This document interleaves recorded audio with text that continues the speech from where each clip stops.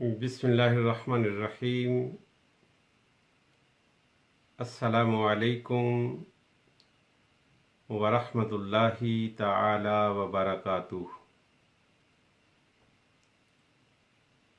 خداوند ذوالجلال کا کروڑوں بار شکر ہے، اس کا احسان عظیم اور فضل عمیم ہے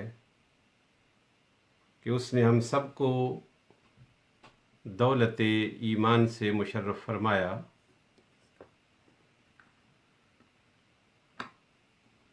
اللہ تعالیٰ کی بارگاہ اقدس میں صمیم قلب سے دعا ہے، عاجزانہ التجا ہے کہ وہ ہمارے ایمان کی دولت کو سلامت رکھے، ماہ رمضان کی برکات سے، سعادات سے، رحمات سے ہر صاحب ایمان کو مالا مال فرمائے۔ رمضان المقدس کا دوسرا عشرہ جو عشرہ بخشش ہے، عشرہ مغفرت ہے، اس کی ابتدا ہو چکی ہے۔ رب ذوالجلال اپنے محبوب کریم علیہ الصلاۃ والسلام کے تصدق و توسل سے جو اہل ایمان اس دار فانی سے انتقال کر گئے ہیں ان کی بھی بخشش و مغفرت فرمائے، اور ہم زندوں کو بھی نعمت غفران اور نعمت بخشش عطا فرمائے۔ رب ذوالجلال جہاں بھر کے اہل ایمان کی جملہ عبادات کو، نوافل کو، تلاوات کو، درود پاک کو، استغفارات کو اپنی بارگاہ میں شرف قبولیت عطا فرمائے، اور ہمارے اعمال کے مطابق نہیں، ہمارے احوال کے مطابق نہیں، ہمارے افعال کے مطابق نہیں، بلکہ اپنے کرم کے موافق، اپنے فضل کے موافق اور اپنی شان رحمت کے موافق ہمیں اجر و ثواب عطا فرمائے۔ میرے بزرگوں، میری ماؤں، میرے بہنوں، میرے بھائیوں، میرے بیٹوں، میری بیٹیوں، کل صبح سے ایک غم مجھے کھائے جا رہا ہے اور ایک دکھ مجھے رلائے جا رہا ہے۔ وہ غم اور دکھ آپ کے ساتھ شیئر کرنا چاہتا ہوں۔ وہ غم اور دکھ یہ ہے کہ ہمارے سماج میں جب ایک شخص دوسرے شخص سے ناراض ہوتا ہے تو اس کو نظر انداز کرتا ہے، اس سے اعراض کرتا ہے، اس کو اگنور کرتا ہے۔ ناراضی اس سے بڑھے تو پھر اس سے ہم کلام نہیں ہوتا، اس سے بولتا نہیں، اس سے گفتگو نہیں کرتا، اور ناراضی جب انتہا کو پہنچے تو ایک شخص دوسرے شخص کے لیے اپنے گھر کے دروازوں کو بند کر دیتا ہے۔ دروازے پر نوک ہو، دروازے پر دستک ہو، اور صاحب خانہ باہر جائے اور باہر جا کر یہ دیکھے کہ وہی شخص کھڑا ہے جس سے اس کو نفرت ہے، عداوت ہے اور دشمنی ہے، تو وہ منہ پھیر کر دروازے کو بند کر لیتا ہے اور اسے اپنے گھر کے اندر داخل ہونے کی اجازت نہیں دیتا۔ بہت سارے ممالک میں اللہ کے گھروں کا بالکلیہ بند ہو جانا اور نمازیوں کے لیے اذن عام نہ رہنا، یہ لمحہ فکریہ ہے۔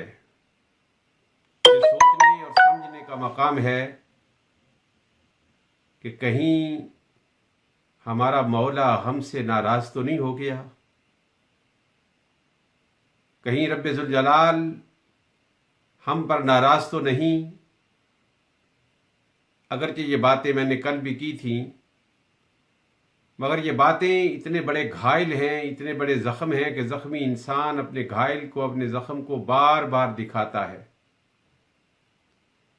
اس سال چند مہینے پہلے یہ خبر آئی کہ مکہ المکرمہ کی پاک سرزمین پر ایک گھر کے اندر کچھ نام نہاد مسلمان جعلی غلاف کعبہ بناتے ہوئے پکڑے گئے۔ ان کو گرفتار کر کے ان کو قید کر دیا گیا۔ اسی طرح پھر یہ بھی خبر ملی کہ شہر نور میں، شہر سرور میں उशाक की सरजमीन में और मोहब्बत की सरजमीन में मदीनतुल मुनव्वरा में कुछ लोग पकड़े गए जो ताजदार दो जहां सल्लल्लाहु ताला अलैहि वसल्लम की कब्र अनवर के गिर्द जो चार दीवारी है, तीसरी चार दीवारी, उसके ऊपर पड़ी हुई सब्ज चादर की नकल बना रहे थे। और इन नकलें बनाने का मकसद कारोबार करना था। ये अपने खुद बनाए हुए खुद साख्ता मसनूई कपड़े को गुलाफ काबा करार देते हैं। और ये बात भी आप पूरे वसूख से ज़ेन नशीन फरमा लें कि ताजदार दो जहां सल्लल्लाहु ताला अलैहि वसल्लम की कब्र अनवर तक तो किसी की रसाई नहीं है। जो असल कब्र अनवर है वहां से लेकर जहां पर हम मुवाजा शरीफ पर खड़े होकर सलाम पढ़ते हैं, दरमियान में 5 दीवारें हाइल हैं। हम 5वीं दीवार के पीछे खड़े होकर सलात व सलाम अर्ज करते हैं, और जो हमें दीवार नजर आ रही होती है ये 4थी दीवार होती है। और इसके बाद 3 और दीवारें हैं, और फिर उनके अंदर नबी दो जहां सल्लल्लाहु ताला अलैहि वसल्लम का मज़ार अनवर है। तो आपके हुजरा तैयबा के गिरद एक 4 दीवारी है, फिर 4 दीवारी है, फिर 4 दीवारी है, फिर 4 दीवारी है। इस 4थी 4 दीवारी पर एक सब्ज रंग की चादर पड़ी हुई है जिस पर कलमा तैयबा निकला हुआ है, यानी उस चादर पर कलमा तैयबा लिखा हुआ है। सब्ज रंग की धारीदार चादर है। अब ये लोग जो अपने आप को मुसलमान कहलाते हैं, उस चादर को जो 5वीं दीवार पर है उसको नबी दो जहां सल्लल्लाहु अलैहि वसल्लम की कब्र अनवर पर चादर करार देते हैं। एक तो ये गलत बयानी है, और फिर वो चादर वहां की है ही नहीं, खुद बनाते हैं और उस चादर को उस दीवार की तरफ नहीं बल्कि उस पर मुस्तजाद के नबी दो जहां सल्लल्लाहु अलैहि वसल्लम की कब्र अनवर की तरफ मंसूब कर देते हैं। और फिर चंद महीने पहले एक व्हाट्सएप ग्रुप पर किसी ने तबर्रुकात नबवी अलैहिस्सलातु वस्सलाम की बोली लगा दी और बिट लगाने का एहतिमाम किया। मैंने चंद अकाबिर उलमा को फ़ोन किया और कहा कि इससे पहले कि ये चिटें रखती और ताजदार दो जहां सल्लल्लाहु अलैहि वसल्लम की निस्बतें और ताल्लुक बिकने लगता और इसकी आक्शन और बोली लगती, हमें मर जाना चाहिए था। रब्बे ज़ुल जलाल को अपने महबूब का इकराम बहुत अजीज़ है। ताजदार दो जहां सल्लल्लाहु अलैहि वसल्लम की ताज़ीम व तकरीम बड़ी अजीज़ है, इसलिए कि बाकी सारी कायनात में यही रस्म है, यही रवाज है, यही तरीक़ और यही उसलूब है कि छोटा बड़े के आदाब बताता है, शागिर्द उस्ताद की ताज़ीम बताता है, व औलाद वालिदैन की ताज़ीम जिक्र करती है, मुरीद पीर की ताज़ीम जिक्र करता है, मुरीद शेख की ताज़ीम जिक्र करता है। इस सारी कायनात में एक ताजदार दो जहां सल्लल्लाहु ताला अलैहि वसल्लम की ज़ात अक़दस है, जिनके आदाब, जिनकी ताज़ीम, जिनकी तकरीम रब्बे ज़ुल जलाल सिखाता है। ताजदार दो जहां सल्लल्लाहु अलैहि वसल्लम की तारीफ़ व ताज़ीम परवरदिगार आलम अपने महबूब करीम अलैहिस्सलातु वस्सलाम की खुद तारीफ़ करता है। तो जब ताजदार दो जहां सल्लल्लाहु अलैहि वसल्लम से निस्बत बिकने लगी और आपकी मोहब्बत पर कारोबार होने लगा, आपकी मोहब्बत पर बिजनेस होने लगा, तो फिर अल्लाह रब्बुल इज़्ज़त ने हमसे राज़ी थोड़ा रहना था कि अल्लाह रब्बुल इज़्ज़त हमें ये छुट्टी दे देता कि हम इसी तरह दीन के नाम पर अपने बिजनेसेस को चमकाते रहें। ये हरगिज़ अल्लाह रब्बुल इज़्ज़त को कबूल नहीं था। इसलिए परवरदिगार आलम ने ये बीमारी, ये दहशत, ये वहशत और ये पैनिक साहिबान ईमान पर मुसल्लत कर दिया है। सब पर मुसल्लत है, उनको अपने पामाल की पादाश में ये भुगतना पड़ रहा है। साहिबो, मैं हाथ जोड़कर आपकी खिदमत अक़दस में अर्ज कर रहा हूं, मैं कल से लरजीदा हूं और तरसीदा हूं। हम सबको अपनी जिंदगी के मामूलात में कमी करके मुसल्ला को संभाल लेना चाहिए। अल्लाह रब्बुल इज़्ज़त की इबादत करने के बाद जितना फारिग वक्त बचे वो दानाए सबुल ख़त्मुर रसूल मौला कुल ताजदार दो जहां सय्याह ला मका अलैहि तहियत व सना की ज़ात अक़दस पर दरूद व सलाम पढ़ना चाहिए। पूरी अकीदत व एहतराम से, ताज़ीम व तकरीम से, अदब व इकराम से दरूद पाक पढ़ लेने के बाद अल्लाह रब्बुल इज़्ज़त की बारगाह में हाथों को उठाना चाहिए और अर्ज़ करनी चाहिए कि बारी ताला तू हमारी जानिब न देख, اپنے محبوب کریم علیہ الصلوۃ والسلام کی حرمت اور عزت کی طرف دیکھ اور ان سے محبت اور اکرام کی طرف دیکھ اور ہمیں معاف کر دے، ہمیں معافی دے دے۔ اللہ رب العزت سے معافی مانگیں، اللہ رب العزت کی رحمت سے اور قدرت سے کچھ بعید نہیں۔ رب ذوالجلال نے دکھا دیا ہے کہ وہ ایک انویزیبل تھنگ سے ساری دنیا کو کنٹرول کر سکتا ہے۔ خدا جانے کتنا نقصان ہوگا ہمارے ممالک کا، اللہ رب العزت تحفظ فرمائے، ان کا تو دیوالیہ نکل جائے گا۔ ایسے میں اپنے بھائیوں کا خیال رکھیں اور پاکستان کی غریب لوگوں کی خیال کریں اور ان کی کفالت کریں۔ آج میں اپنے موضوع سے شمائل نبوی صلی اللہ علیہ وسلم سے ذرا ہٹ گیا ہوں، اس لیے کہ اس عمل کی ضرورت زیادہ تھی۔ تاجدار دو جہاں صلی اللہ علیہ وآلہ وسلم کی سنت طیبہ پر عمل کرنے کا ارادہ کر لیں۔ دوسرا عشرہ شروع ہو چکا ہے اور اس کے درمیان میں ہم پہنچنے والے ہیں۔ رمضان المبارک کا تیسرا عشرہ شروع ہونے والا ہے، جس میں ایک اضافی عبادت ہے، جس عبادت کو نبی دو جہاں صلی اللہ علیہ وآلہ وسلم اعتکاف قرار دیتے ہیں۔ اعتکاف کرنا یہ تاجدار دو جہاں صلی اللہ علیہ وآلہ وسلم کی سنت دائمہ اور سنت مستمرہ ہے۔ میرے آقا نے زندگی بھر ہر سال اعتکاف کیا، اور ایک سال کسی مجبوری کے پیش نظر رہ گیا تو آئندہ سال آپ نے 20 دن کا اعتکاف کیا۔ اعتکاف کیا ہے؟ اعتکاف رب ذوالجلال کی بارگاہ اقدس میں دھرنا مار کر بیٹھنا ہے، اور اللہ رب العزت کی بارگاہ میں یہ پلے کارڈ اٹھانا ہے کہ مولا جب تک ہماری بخشش نہیں ہوگی ہم تیرے دروازے سے نہیں اٹھیں گے۔ اور گویا کہ ہماری حالت زار یہ کہہ رہی ہوگی کہ گو مجرم بدکار بڑے ہیں، کبھی تو صاحب پوچھیں گے، گو مجرم بدکار بڑے ہیں، کبھی تو صاحب پوچھیں گے کہ تاجدار دو جہاں صلی اللہ علیہ وآلہ وسلم کے کاشان اقدس پر ہم نے گوٹھ لگا دی ہے، ہم بیٹھ گئے ہیں جم کر کے، جب تک ہماری بخشش نہیں ہوگی ہم اللہ رب العزت کی اس بارگاہ سے نہیں اٹھیں گے۔ اعتکاف کی آپ نیت کر لیں، اعتکاف کا آپ ارادہ کر لیں۔ مرد تو واضح ہے مسجد میں اعتکاف کرے گا، اور عورت جو ہے، بہن جو ہے، بیٹی جو ہے، وہ اپنے گھر میں اعتکاف کرے گی۔ میں ہر روز مسائل آپ کی خدمت اقدس میں رکھوں گا، اور آپ کو ان مسائل کی روشنی میں اعتکاف کرنا آسان ہو جائے گا۔ اعتکاف کرنا قطعاً مشکل نہیں رہے گا۔ اسی حوالے سے اپنے محبوب کریم علیہ الصلوۃ والسلام کا میں ایک فرمان آپ کی نظر کرنا چاہتا ہوں، اور پھر انشاءاللہ العزیز ہر روز اعتکاف کے حوالے سے آپ کے مسائل کو میں آپ کی خدمت اقدس میں پیش کروں گا اور ان کا حل پیش کروں گا۔ اعتکاف کے اعتبار سے تاجدار دو جہاں صلی اللہ علیہ وآلہ وسلم کے ایک فرمان پر آج اپنی معروضات ختم کر دوں گا، اور اعتکاف کے حوالے سے مسائل پر، فضائل پر، اس کی عبادات پر بات ہوتی رہے گی۔ کتاب کا نام الترغیب والترہیب ہے، اور لکھنے والے امام عبد القوی المنذری رحمہ اللہ تعالی ہیں۔ آپ فرماتے ہیں، بہقی شریف کی روایت ہے، آپ فرماتے ہیں عن ابن عباس رضی اللہ تعالی عنہما انہ کان معتکفا فی مسجد رسول اللہ صلی اللہ علیہ وسلم۔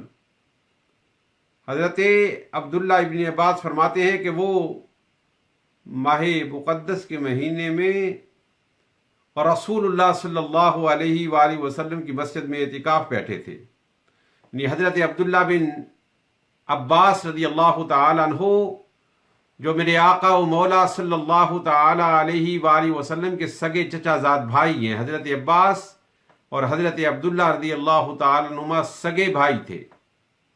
ان کے صاحبزادے ہیں حضرت عبداللہ، جن کو نبی دو جہاں صلی اللہ علیہ وسلم نے اس تاجدار دو جہاں صلی اللہ علیہ وآلہ وسلم کے یہ چچا زاد بھائی ہیں حضرت عبداللہ ابن عباس۔ میرے آقا نے ان کو اس امت کا سب سے بڑا عالم قرار دیا، اور یہ جبرائیل امین کی خوشخبری کی بنیاد پر ہوا۔ جبرائیل امین بارگاہ رسالت میں حاضر ہوئے، حج کے ایام تھے، تاجدار دو جہاں صلی اللہ علیہ وسلم کی خدمت اقدس میں عرض کیا کہ یا رسول اللہ، آپ کی امت کا یہ سب سے بڑے عالم ہیں۔ اور پھر حضرت عبداللہ ابن عباس رضی اللہ تعالیٰ عنہ کی بصیرت کا یہ عالم تھا کہ آپ نے جواباً یہ عرض کیا کہ تاجدار دو جہاں صلی اللہ تعالی علیہ وآلہ وسلم کی مسجد میں معتکف ہوں۔ انہ کان معتکفا فی مسجد رسول اللہ صلی اللہ علیہ وسلم، حضرت عبداللہ ابن عباس اللہ کے رسول کی مسجد میں تشریف فرما تھے۔ اب مسجد نہیں کہا بلکہ اللہ کے رسول صلی اللہ علیہ وسلم کی مسجد کہا، تو معلوم یہ ہو رہا ہے کہ اس روایت کو بیان کرنے والے کی نگاہ آقای دو جہاں صلی اللہ علیہ وسلم کی ذات اقدس پر ہے۔ آپ فرماتے ہیں کہ آپ مسجد رسول صلی اللہ علیہ وسلم میں اعتکاف کر رہے تھے کہ فَأَتَاهُ رَجُلٌ فَسَلَّمَ عَلَيْهِ، ایک اجنبی شخص آیا اور اس نے آ کر حضرت عبداللہ بن سلام کی خدمت اقدس میں سلام عرض کیا۔ حضرت عبداللہ بن عباس رضی اللہ تعالی عنہ نے اس کو سلام کا جواب دیا۔ وہ شخص بیٹھا تو حضرت عبداللہ ابن عباس نے اپنی نگاہیں اس کے چہرے پر گاڑ دیں۔ وہ غم گزیدہ تھا، وہ علم رسیدہ تھا، اس کے نین چشمان مقدس سے تر تھے۔ سیدنا عبداللہ ابن عباس رضی اللہ تعالیٰ عنہ نے پوچھا کہ تجھے کیا ہوا؟ تو تیرے چہرے پر میں غم زدگی کے آثار دیکھتا ہوں۔ فقال له ابن عباس یا فلان اراک مسکینا مکتئبا حزینا، سیدنا عبداللہ ابن عباس رضی اللہ تعالیٰ عنہ نے اس اجنبی شخص کو دیکھا، اس کے چہرے پر پریشانی کے آثار تھے۔ فرمایا کیا وجہ ہے کہ میں تمہیں پریشان دیکھ رہا ہوں، میں تمہیں حزین اور مکتئب دیکھ رہا ہوں، غم زدہ دیکھ رہا ہوں، کیا وجہ ہے؟ تو اس شخص نے عرض کی نعم یبن عم رسول اللہ صلی اللہ علیہ وسلم، اے رسول اللہ صلی اللہ علیہ وسلم کے چچا زاد بھائی، آپ درست کہہ رہے ہیں، میرا چہرہ جو اترا ہوا ہے اس کی وجہ یہ ہے لفلان علی حق، کہ ایک شخص کا مجھ پر حق ہے۔ اور اس نے کہا وحرمت صاحب هذا القبر ما اقدر علیہ، تاجدار دو جہاں صلی اللہ علیہ وآلہ وسلم کے اس غلام نے عرض کی کہ فلاں شخص کا میں نے قرض دینا ہے۔ وحرمت صاحب هذا القبر ما اقدر علیہ، پھر اس نے تاجدار دو جہاں صلی اللہ علیہ وآلہ وسلم کی قبر انور کی جانب اشارہ کیا۔ اللہ اکبر! کتنے وہ خوش نصیب لوگ تھے جن کو میرے آقا کی تربت کی زیارت نصیب تھی۔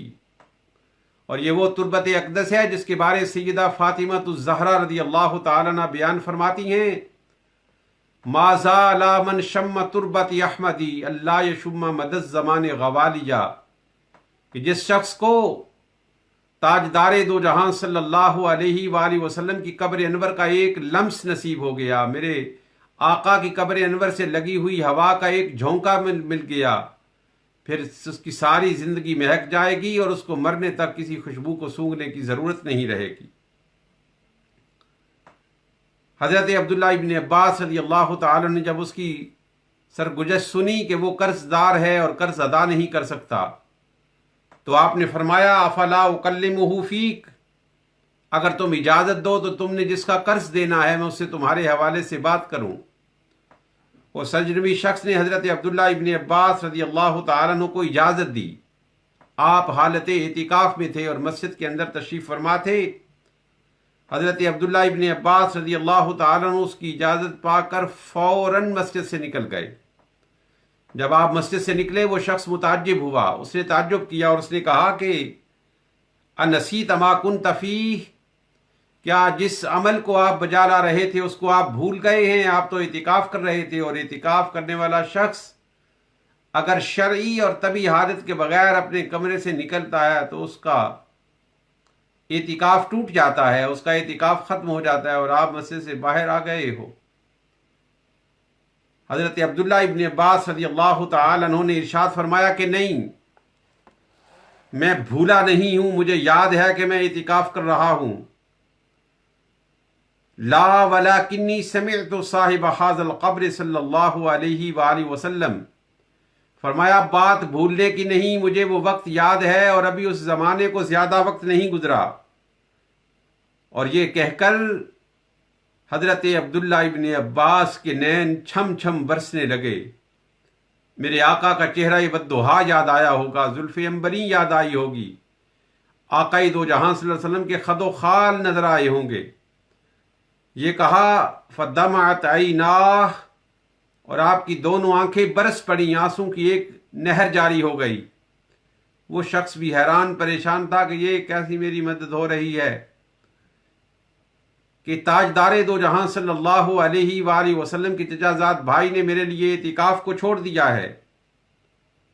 تاجدار دو جہاں صلی اللہ علیہ وسلم کے چچا زاد بھائی حضرت عبداللہ ابن عباس رضی اللہ تعالیٰ عنہ نے فرمایا، میں نے خود اپنے کانوں سے اپنے آقا کو یہ فرماتے ہوئے سنا ہے، وَمَنِ اعْتَكَفَ مَنْ مَشَىٰ فِي حَاجَةِ أَخِيهِ وَبَلَغَ فِيهَا كَانَ خَيْرًا لَهُ مِنْ اعْتِكَافِ 10 سنین۔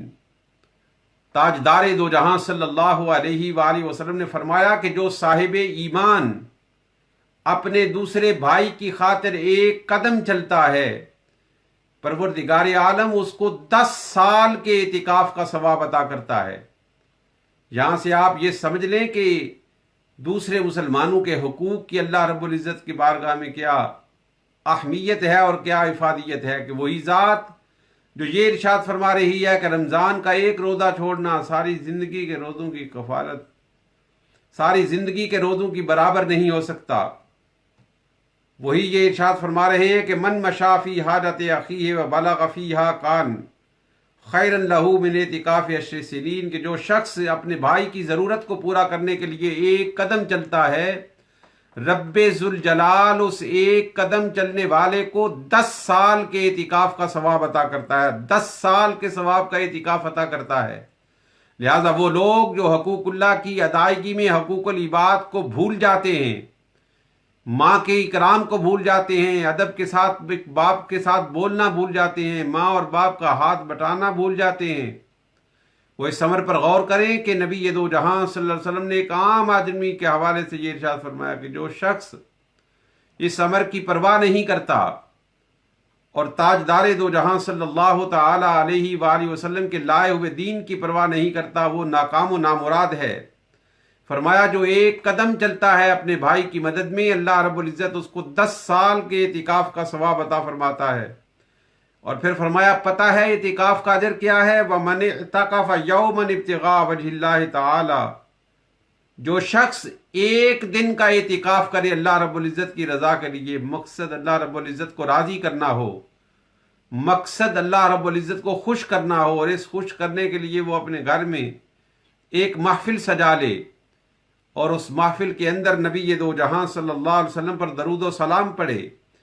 فرمایا وَمَنِ اعْتَكَفَ يَوْمًا ابْتِغَاءَ وَجْهِ اللَّهِ تَعَالَى، جو شخص ایک دن کا اللہ رب العزت کی رضا کے لیے اعتکاف کرے گا، اللہ تعالیٰ اس کے درمیان اور اس کی آگ کے درمیان 3 خندقیں حائل کر دے گا، اس شخص کے درمیان اور دوزخ کے درمیان 3 خندقیں حائل کر دے گا۔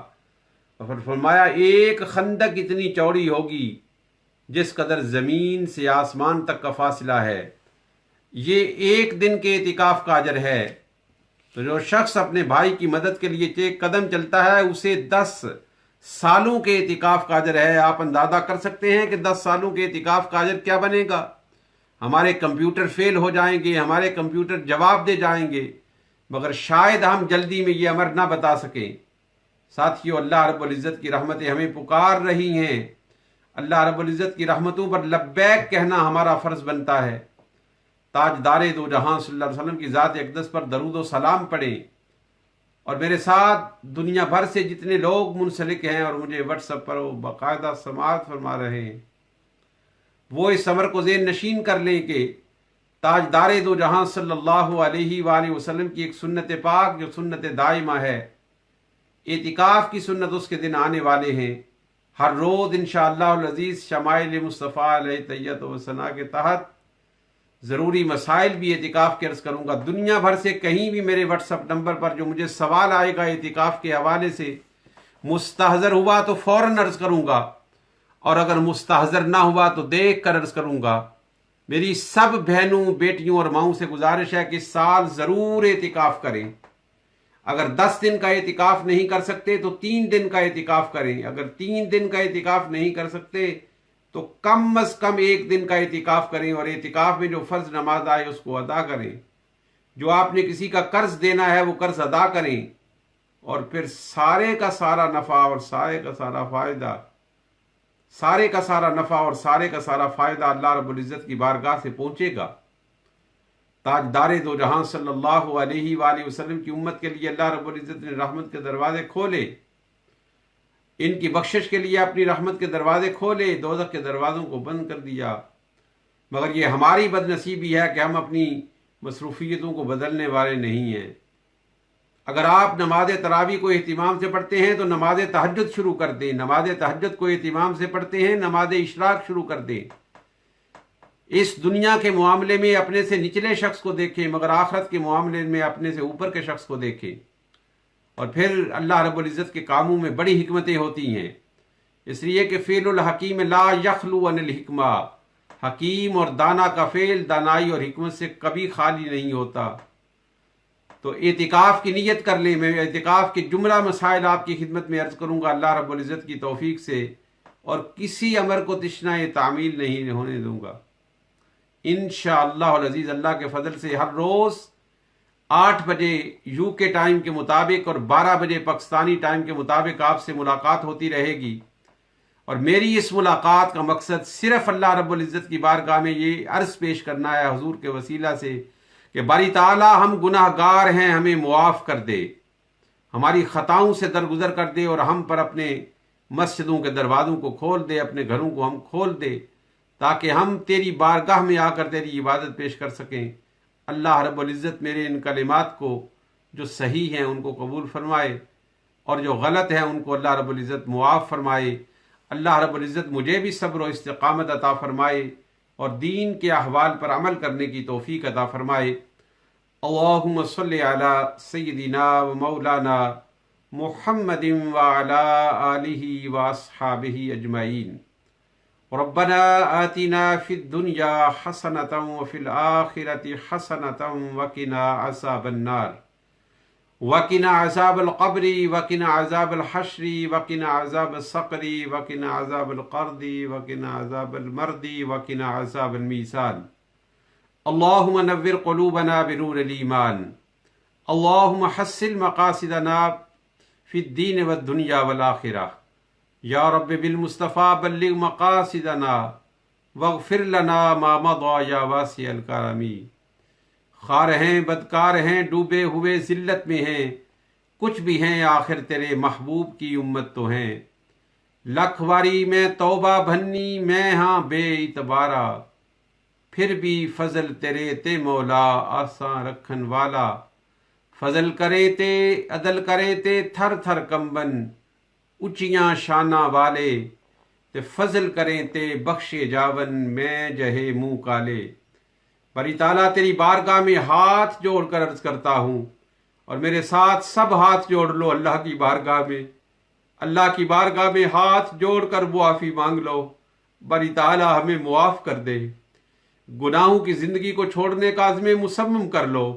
بھائیو، زندگی کا کوئی خبر نہیں کب اس کی اختتام آ جائے، کب زندگی ختم ہو جائے، اور اللہ رب العزت کے حضور ہم منہ دکھانے کے قابل نہیں ہیں۔ تاجدار دو جہاں صلی اللہ علیہ وسلم کی بارگاہ اقدس میں درود و سلام کے نذرانے پیش کریں، اور اس درود پاک کو اللہ رب العزت کی بارگاہ میں وسیلہ کے طور پر پیش کریں۔ رب ذوالجلال اپنے محبوب کریم علیہ الصلوۃ والتسلیم کی ذات اقدس پر ان کلمات کو قبول فرمائے گا۔